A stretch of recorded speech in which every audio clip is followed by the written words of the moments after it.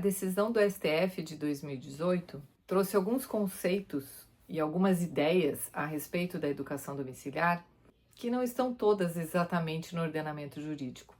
Hoje a gente vai falar sobre a solidariedade ou subsidiariedade do Estado no que se refere ao dever de educação imposto às famílias.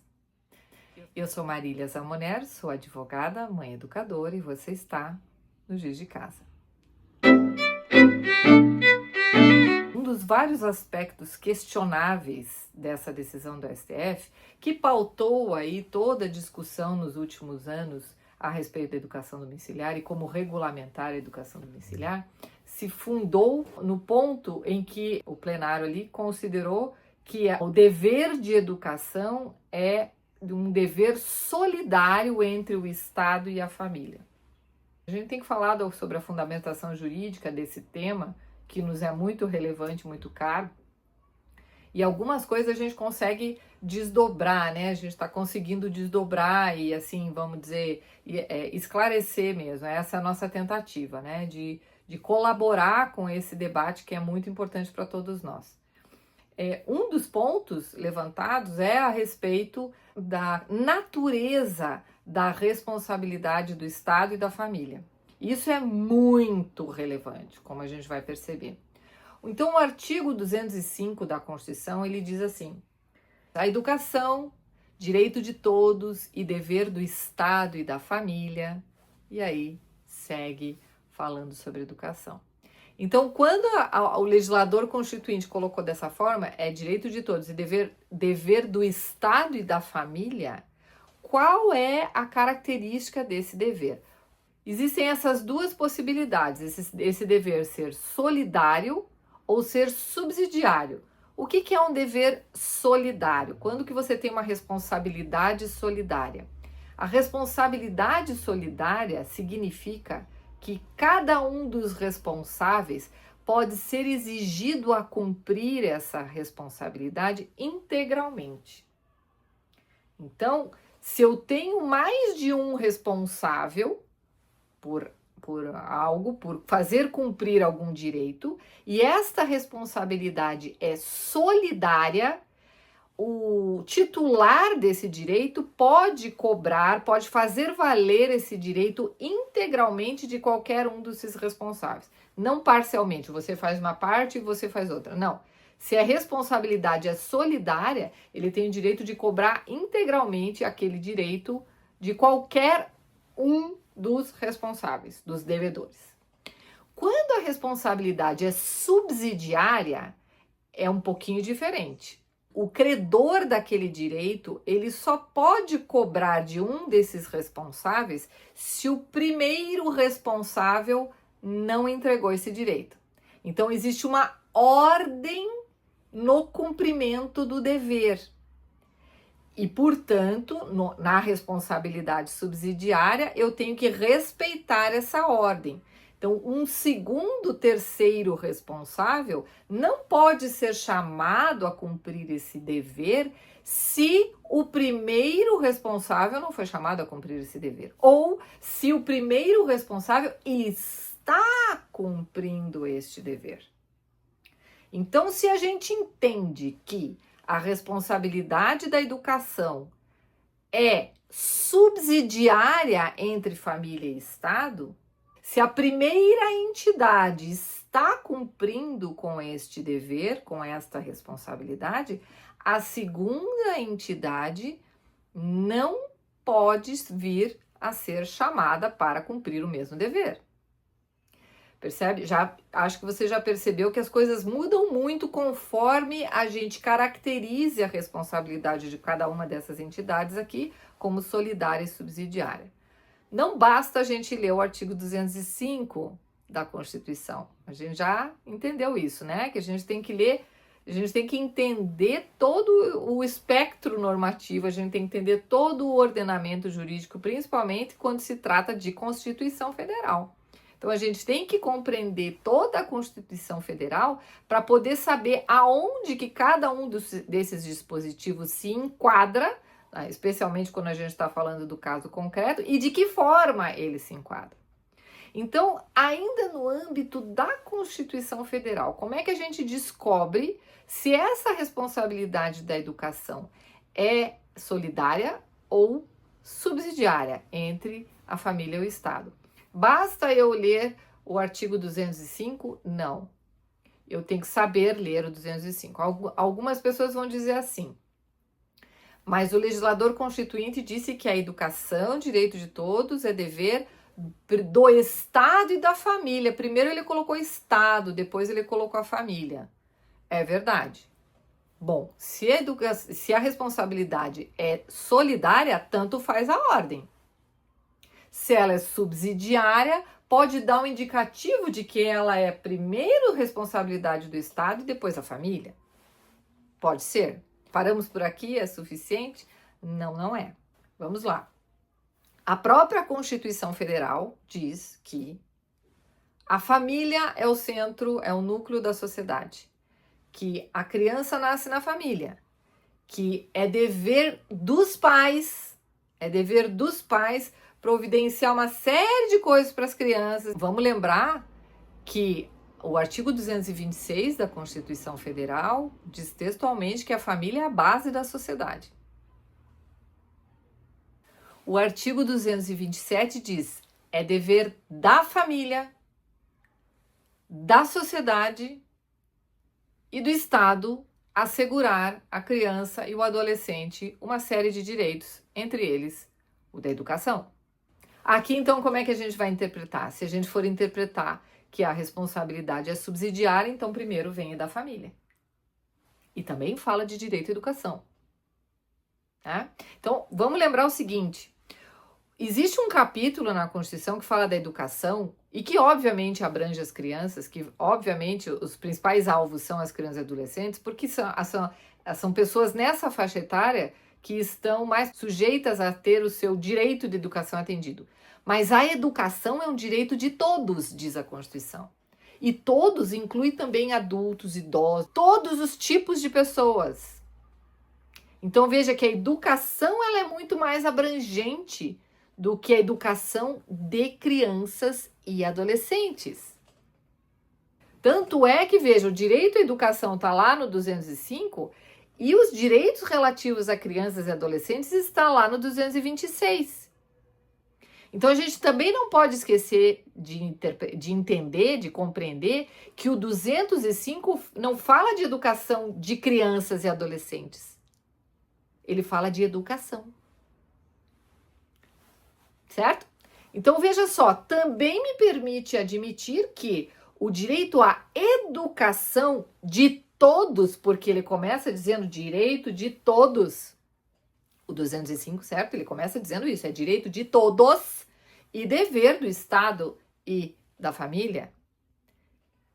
Então, eu posso dizer que esse todos, que envolve inclusive adultos, idosos e pessoas de todas as matizes, tem o direito à educação. E neste momento, quer dizer, quando eu estou falando do direito da educação de todos, o legislador constituinte colocou o Estado antes da família. Será que neste caso, então, viria o Estado antes da família? Se fosse subsidiário, o Estado primeiro, a família depois? Ou é solidário nesse ponto? E quando eu trato, então, do direito à educação de crianças, adolescentes e jovens, eu estou colocando a família em primeiro lugar, em segundo lugar, a sociedade, em terceiro vem o Estado. Então, não nos esqueçamos disso. A Constituição não pode ser lida em seus artigos isoladamente. Quando a gente está falando do capítulo de criança e adolescente, a família está em primeiro lugar. E olha que coisa interessante. Isso se reflete em outros dispositivos de status constitucional, como é o caso dos tratados de direitos humanos. Note que, segundo, se eu não me engano, parágrafo 3º do artigo 5º da Constituição Federal, ele diz que os tratados de direitos humanos, especificamente de direitos humanos, eles ingressam no nosso ordenamento jurídico com status de emenda constitucional. Lógico que o processo legislativo de aprovação desse Tratado de Direitos Humanos é o processo legislativo de emenda constitucional. 3/5 em cada casa, em 2 sessões, né? Mas ele ingressa como emenda constitucional. Portanto, os tratados internacionais de direitos humanos são normas constitucionais. Isso significa que toda a legislação, todas as leis que são infraconstitucionais não podem, sob pena de inconstitucionalidade, não podem conflitar com as normas constitucionais, entre elas os tratados de direitos humanos aprovados pelo nosso Congresso Nacional. A Declaração Universal de Direitos Humanos, lá de 1948, lá no item 3 do seu artigo 26, ela coloca claramente que cabe aos pais a primazia da escolha do gênero de educação dos seus filhos. A gente já tem aqui 3-1, né? Vamos combinar? Se a gente for olhar só, sem sair das normas constitucionais, a gente tem o artigo 205 da Constituição Federal, que fala de educação de todos e não apenas das crianças e dos adolescentes. A gente tem o artigo 226 da Constituição Federal, que fala que é dever da família, da sociedade e do Estado garantir o direito à educação para as crianças e adolescentes. E a gente ainda tem a Declaração Universal de Direitos Humanos de 1948, firmada pelo Brasil, e, portanto, tem status de emenda constitucional, que coloca lá no seu artigo 26, inciso 3, que cabe à família a primazia da escolha do gênero de educação dos seus filhos. Então, só para a gente ficar nas normas constitucionais, é muito tranquilo a gente perceber que não existe aí a primazia do Estado. O Estado não está sendo colocado em primeiro lugar nessas normas. E se a gente for ver, né, nesse artigo 227, por exemplo, que a gente destacou o dever de educação, há ali diversos deveres e, portanto, direitos correspondentes aos quais a família deve se desincumbir. A família que tem que incumprir. Não é apenas o direito à educação, é o direito à vida, à saúde, à educação, à profissionalização, ao lazer, à cultura, enfim, todos esses direitos que são direitos da criança e do adolescente. Veja que ele tem uma correspondência direta com o Estatuto da Criança e do Adolescente. Ele tem uma correspondência direta com a LDB. Esses deveres todos, eles são impostos em primeiro lugar à família, que é reconhecidamente como base da sociedade. Depois vem a sociedade, depois vem o Estado por último. E é muito claro isso, se a gente olhar essa estrutura, ela é muito clara, porque, veja, a Constituição reconhece que a família é a base da sociedade. E ela diz, a família tem o dever de... Ele diz a família, a sociedade e o Estado. Percebe que são círculos concêntricos? É assim que o legislador colocou. Então, a família é base da sociedade, eu reconheço isso. A família é base da sociedade, está sob a proteção do Estado. Família tem a proteção do Estado. Olha só como a gente inverteu as coisas, né? Então, a família que tem que ser protegida pelo Estado e não o contrário, né? Não é o Estado que tem que ser protegido da família. Então, só esse fato, quer dizer, só esse dizer que a família merece a proteção do Estado significa, isso está escrito na Constituição, significa automaticamente que a família não pode ser considerada previamente culpada de não educar os seus filhos. Ela tem que ser protegida pelo Estado, diz a Constituição Federal. A família tem que ser protegida e ela é a base da sociedade. Então, essas normas aqui que eu citei, já dá para a gente ter assim um panorama constitucional de onde é que se coloca os direitos das crianças e dos adolescentes e os deveres da família. Especialmente essa norma de direitos humanos. Ela diz claramente que cabe à família a primazia da escolha do gênero de educação para seus filhos. Isso é um direito humano. Veja, eu tenho isso como uma norma constitucional, eu tenho uma norma constitucional dizendo que é dever da família, primeira base, que a família é a base da sociedade. essa família tem o dever de educação entre tantos outros deveres, tá? Depois eu tenho um outro círculo um pouquinho maior que a família, que é a sociedade, a comunidade, família expandida, a comunidade. E depois, finalmente, entra o Estado. É muito claro a gente perceber que cabe primeiro à família, até porque se a família falhar nesses deveres, o Estado pode cobrar, inclusive em termos criminais, dos responsáveis da família por não terem cumprido esses deveres que estão previstos na Constituição. Como, por exemplo, o dever de educação através do crime de abandono intelectual. Quem é sujeito do crime de abandono intelectual? É só o responsável pela criança e pelo adolescente, não é o Estado. O Estado não processa o Estado pelo crime de abandono intelectual. Embora cá entre nós deveria, não é? Porque o que está acontecendo hoje nas escolas é um verdadeiro abandono intelectual. Mas voltando ao nosso tema, o que a gente tem? Ora, se apenas a família expandida também é responsabilizada, não é? Se essas pessoas é que podem ser efetivamente responsabilizadas, inclusive criminalmente, pelo descumprimento dos deveres para com as crianças e adolescentes, então elas é que têm a primeira responsabilidade.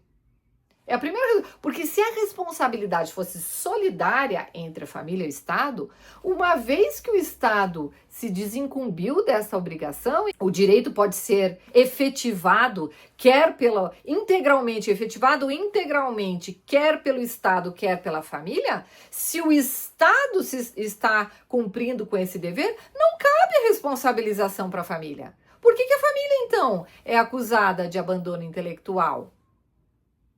Se o Estado está lá cumprindo, se o Estado pode perfeitamente cumprir integralmente esse direito e se essa é uma responsabilidade solidária. Então, assim, a estrutura constitucional que a gente tem, ela coloca a família em primeiro lugar. E se ela coloca a família em primeiro lugar, essa responsabilidade não é solidária, ela é subsidiária. E isso, veja que faz muito sentido, a gente vai ver na sequência, descendo o nível hierárquico normativo, quer dizer, saindo da Constituição, indo para as leis, a gente vai perceber que isso é corroborado. Então, na sua ordem constitucional, a gente tem, quando se refere à educação de crianças e adolescentes, a família vem em primeiro lugar e assim está escrito no artigo 226 da Constituição. Vem a família, a sociedade e o Estado, o poder público, em último lugar, para cumprir todos aqueles direitos que crianças e adolescentes têm, entre eles o da educação. A família falhou. A família, que é aquela que responde criminalmente, inclusive, ela falhou, então eu chamo a sociedade a cumprir esse dever, a garantir esse direito. A sociedade falhou, a comunidade falhou, então eu chamo o Estado. Isso também não significa que a família pode utilizar-se dos serviços estatais para se desincumbir do seu dever. E é por isso que está escrito na LDB, a Lei de Diretrizes e Bases da Educação, que é uma lei, conforme o seu artigo 1º, destinada à educação escolar exclusivamente, não é? Que aquelas famílias que querem se desincumbir desse dever de educação, utilizar-se da escola, elas então são obrigadas a promover a matrícula escolar das suas crianças. É isso que está dizendo. Se eu quero me utilizar do serviço escolar, que é a forma como o Estado se desincumbe desse dever, conforme o artigo 208 da Constituição, se a família deseja isso, então ela deve matricular a sua criança na escola. Percebe que é um se? Ou seja, a família que tem o dever de educação em primeiro lugar.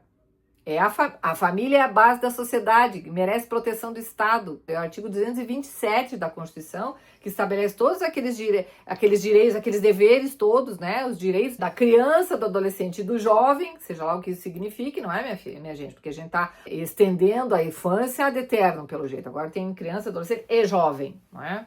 Muito bem. né? Quer dizer, vamos evitar ser adulto o máximo possível, né? Para que a gente continue aí dependente. Mas enfim, fechando esse parênteses. Então, a família é a primeira a ser chamada porque é no seio da família, ela é a base da sociedade, como reconhece o artigo 226. Então, a família sendo base da sociedade, é ali que nasce uma criança, não é? E ela é que tem esses deveres em primeiro lugar, em primeiríssimo lugar é a família que tem esses deveres e, portanto, a criança vai fazer se valer desses direitos em primeiríssimo lugar dentro da família. Quando a família falha ou a criança não tem família, entra a sociedade, a família expandida, a comunidade. Não houve a garantia desses direitos também por esta via, aí então entra o Estado. E se a família quer se valer do serviço do Estado, ela pode se valer do serviço do Estado. Afinal de contas, todas as famílias pagam impostos, não é? Como também, se a família quer se valer do serviço de saúde do Estado, que também é um direito, ela pode utilizar-se do serviço público de saúde. Se ela quer se valer dos serviços de educação do Estado, ela utiliza o serviço de educação. Se ela quer se valer do serviço de lazer do Estado, tem lá o lazer do Estado. Mas se a família não quer se valer de todos esses serviços estatais, ela própria, por conta própria, deve, em primeiríssimo lugar, se desincumbir deles. Percebe como é diferente o que a gente está vendo aí? Então, é muito diferente de dizer que o Estado é que tem que tomar conta e a família fica ali de apoio ou o contrário, né?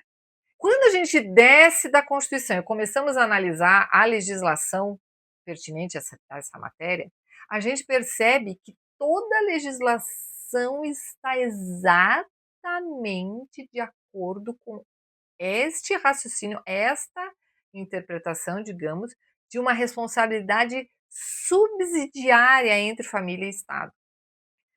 Olha só que coisa interessante, porque você veja como é que são as coisas, né? Você pega o Estatuto da Criança e do Adolescente, por exemplo, cujo vídeo a gente já fez uma análise, né? A gente já fez uma análise do ECA, no seu artigo 55, e a gente percebe de novo lá para quem é destinado o ECA, quais são os fins sociais a que o ECA se destina.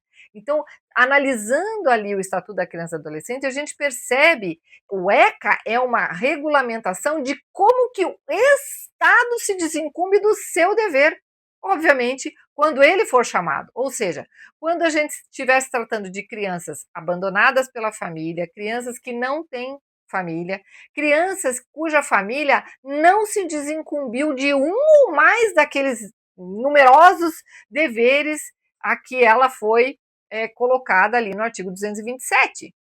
Então, veja, o Estado, como a Constituição diz que o Estado, ao final das contas, lá no final, ele terá esse dever, ele tem que resolver como que ele vai cumprir esse dever.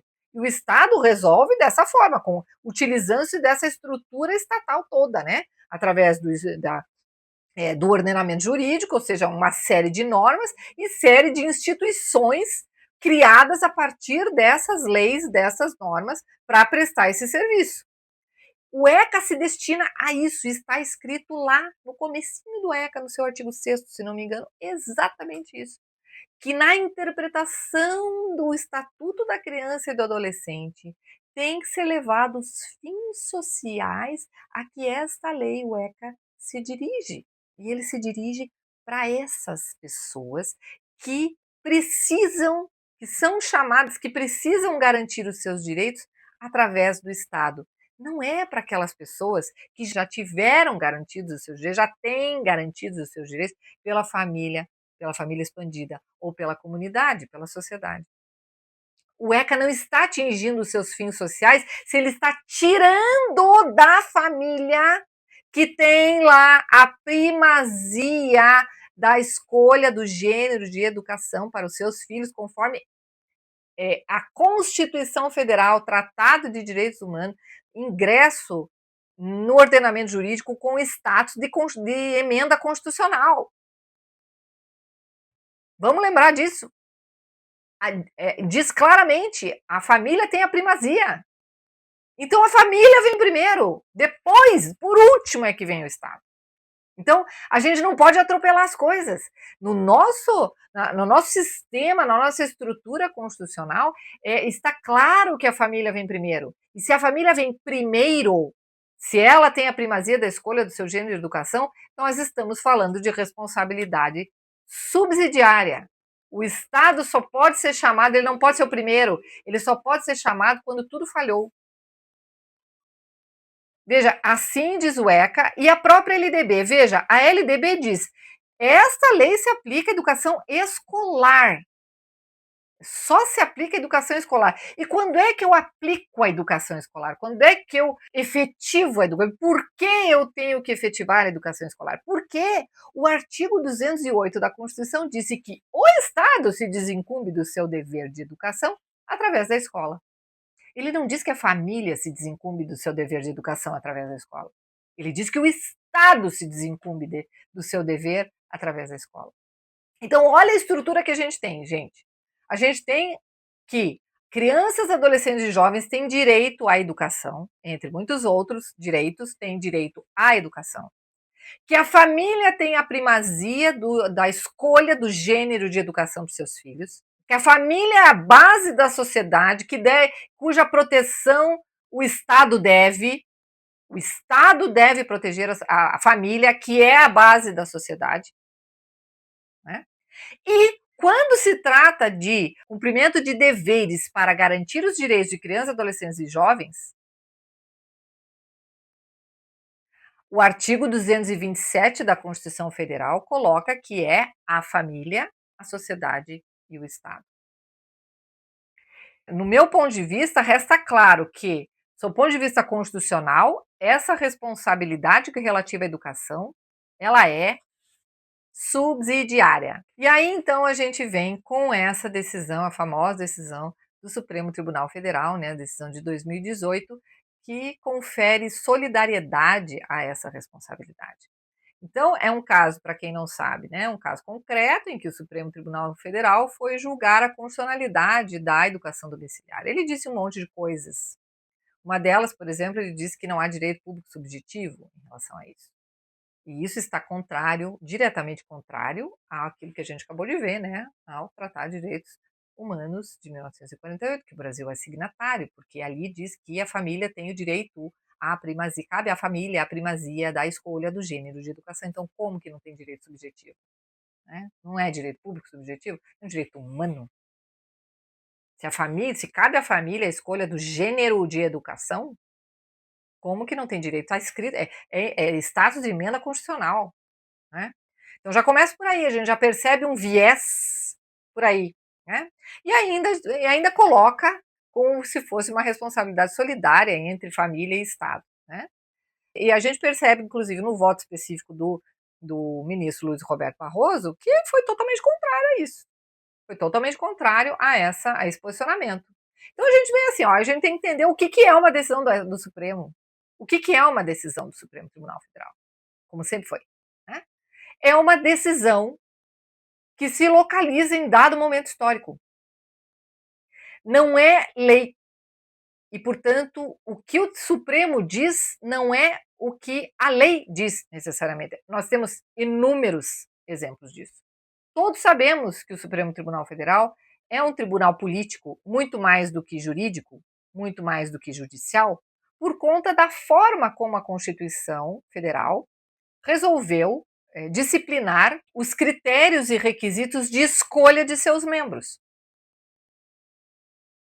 Então, eu tenho certeza que eu não preciso me delongar mais neste ponto. Né? A gente sabe muito bem do que estamos falando quando a gente fala de decisões do Supremo Tribunal Federal. É verdade que ultimamente essas decisões são cada vez mais políticas, né? Elas têm um viés muito mais político. Ao longo do tempo, a gente sempre foram, né, por decisões políticas, mas ao longo do tempo a gente tem percebido um viés muito mais político do que jurídico. E com essa decisão não foi nada diferente. Então a gente tem esses problemas, né? Afirmar que a educação domiciliar não é um direito público subjetivo da família, quando tratar de direitos humanos, a Declaração Universal de Direitos Humanos de 1948, ao qual o Brasil é signatário e que ingressou no ordenamento jurídico com o status de emenda constitucional, diz que é. Diz que é, claramente. Né? Então, já pecou por aí. Né? Veja que, de novo, né, o ministro Luiz Roberto Barroso, que era o relator original, inclusive, decisão, se não me falha a memória, ele concordou com isso. Ele disse: não, tem que ter liberdade sim, tem direito sim. Tá? O ministro Alexandre de Moraes, então, colocou que não tem, né? E os outros ministros, então, seguiram o voto vencedor do ministro Alexandre de Moraes, né? Nesse ponto. E também estabeleceu ali que a responsabilidade, né, o dever de educação desenhado pela Constituição seria solidário, né? E estabeleceu isso, ao que tudo indica, com a simples leitura do artigo 205 da Constituição Federal. Então, a gente percebe que existem outras opiniões a respeito disso. Uma delas, inclusive, é do próprio ministro do Supremo Tribunal Federal, Luiz Roberto Barroso, que discordou desse posicionamento. E isso faz parte do ser humano, todo juiz é um ser humano. E todo juiz, ele tem os seus vieses ideológicos, políticos e tudo mais. Então é natural que todo magistrado julgue não apenas com base na letra seca da lei, mas também com base na sua pessoa, no que ele é. Onde que começa a ter os problemas? Quando a lei é esquecida para prevalecer apenas os vieses do julgador. Que, na minha humilde opinião, foi exatamente o que aconteceu nesse caso. Quer dizer, como é que você apagou o que diz um tratado internacional de direito humano com status de emenda constitucional para dizer que a responsabilidade é solidária? Como é que você esqueceu do que está escrito do artigo 227 ou fingiu que não viu a ordem que está escrita no artigo 227 para, eventualmente, se fixar apenas no artigo 205? Como que você esquece o que está escrito no 226? Percebe? Então, quando o viés político ou ideológico do magistrado ele avança no que diz o ordenamento jurídico, é que a gente tem um problema. E, na minha opinião, foi exatamente isso que aconteceu nessa decisão do Supremo Tribunal Federal, que eu só falei desses dois pontos aqui. Tem outras coisas, inclusive, para falar. Também proibiu o unschooling, o que só conseguiu, com esse tópico, ela só conseguiu revelar o total desconhecimento de todos os ministros do Supremo ali envolvidos a respeito do que é o unschooling, né, minha gente? Mas, enfim, isso é um tema para outro vídeo.